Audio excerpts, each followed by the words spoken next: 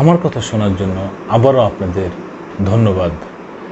শেখ হাসিনার ভুয়া পদত্যাগপত্র বেরিয়েছে। এই ভুয়া এই কারণে বলছি, কেউ এর সত্যতা এখনও প্রমাণ করে নাই, যার কারণে ভুয়া বলছি। এবং আওয়ামী লীগের যে ফেসবুক পেজ আছে সেখানেও তারা বলছে এইটা ভুয়া। রাষ্ট্রীয়ভাবে এখনও কেউ স্বীকার করে নাই, কেউ বলেও নাই যে এই পদত্যাগপত্রটি ভুয়া, এই পদত্যাগপত্রটি সত্য, কেউ বলে নাই রাষ্ট্রীয়ভাবে। যার কারণে আমিও সেই জন্য বলছি যে এই পদত্যাগপত্রটি ভুয়া। এই বিষয়ে কালবেলা একটা নিউজ করছে। আচ্ছা, আরেকটু বলি যে শেখ হাসিনা যে পদত্যাগ করেছেন এটা রাষ্ট্রপতি জাতির উদ্দেশ্যে ভাষণে বলেছিলেন, এবং তার পিছনে 3 বাহিনীর প্রধান ছিলেন।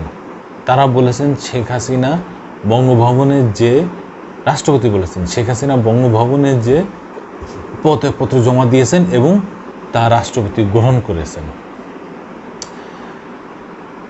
সেনাপ্রধান জাতির উদ্দেশ্যে ভাষণেও ঠিক এই কথা বলেছেন যে শেখ হাসিনা পদত্যাগ করেছেন। কিন্তু শেখ হাসিনা একটা ফোন কনভারসেশনে উনি বলছেন যে উনি পদত্যাগ করেন নাই, উনি পদত্যাগপত্র জমা দেন নাই। তাহলে কোনটা সত্যি? আজ কয়দিন ধরে এইটা আলোচনা হচ্ছে, হুট করে একটা পদত্যাগপত্র ভাইরাল হয়েছে।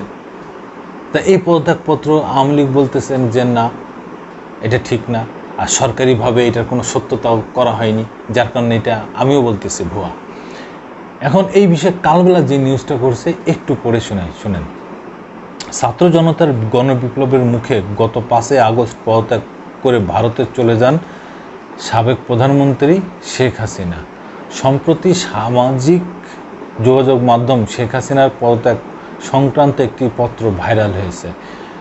তবে এই পদত্যাগপত্রকে ভুয়া দাবি করেছে আওয়ামী লীগ। পাশাপাশি গণমাধ্যমে এই বিষয়ে সংবাদ প্রকাশ করায় সমালোচনা করেছে দলটি।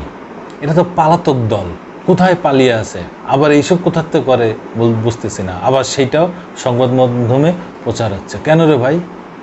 টোটাল প্রচার করা এখন বন্ধ করেন, তারা দেশের অনেক ক্ষতি করেছে। সোমবার 16 সেপ্টেম্বর আওয়ামী লীগের ভেরিফাইড ফেসবুক পেজে দেওয়া এক পোস্টে শেখ হাসিনার পদত্যাগপত্র সংক্রান্ত ভুয়া দাবি করে দলটি। আওয়ামী লীগের পক্ষ থেকে বলা হয়, দেশের টিভি চ্যানেলের ফেসবুকে এরকম অপরিপক্ক এডিটেড কোনো পদত্যাগপত্র প্রকাশ একটি দৈন্যতা মাত্র। পোস্টে বলা হয়, পদত্যাগপত্রে এখনও মুজিববর্ষ লোগো লাগিয়ে রেখেছে, যে মুজিববর্ষ 2021 সালের শেষ। এছাড়া ভুয়া এই পদত্যাগপত্রটি অত্যন্ত অস্পষ্ট। পদত্যাগপত্রের ভাষায় যা মন চায় তা লিখে পাবলিশ করা হয়েছে। এই পত্রে শেখ হাসিনার স্বাক্ষরটিও গুগল থেকে নেওয়ার দাবি করে বলা হয়, এটি স্পষ্ট দেখা যাচ্ছে মূল পেজের সঙ্গে স্বাক্ষরের অংশের পিক্সেলের পার্থক্য রয়েছে। আর 5 আগস্ট ছিল 21 শ্রাবণ, কিন্তু পদত্যাগপত্র উল্লেখ করা হয়েছে 20 শ্রাবণ। পোস্টে আরও বলা হয়, দেশের মিডিয়াকে এরকম নগ্নভাবে ব্যবহার করে নিজেদের হাসির পাত্র বানাবেন না। শেখ হাসিনা পদত্যাগ করার যে আনুষ্ঠানিকতা সেই সময় নেননি, তিনি সোজা তেজগাঁও থেকে বিমানে করে ভারতে গেছেন। এই সময় এই সব বাদ দিয়ে বরং দেশের সমস্যার সমাধান করার আহ্বান জানাচ্ছি। সামাজিক যোগাযোগ মাধ্যম ভাইরাল হওয়া পদত্যাগপত্রে লেখা আছে, আমি গভীর দুঃখের সঙ্গে জানাতে চাই, সাম্প্রতিক বিক্ষোভ ও সংঘর্ষের প্রেক্ষিতে যেখানে 300 জনের বেশি মানুষ প্রাণ হারিয়েছে এবং আরও কোনো প্রাণহানি এড়ানোর জন্য আমি পদত্যাগের সিদ্ধান্ত নিয়েছি। আমি বাংলাদেশের প্রধানমন্ত্রীর পদ থেকে পদত্যাগ করছি।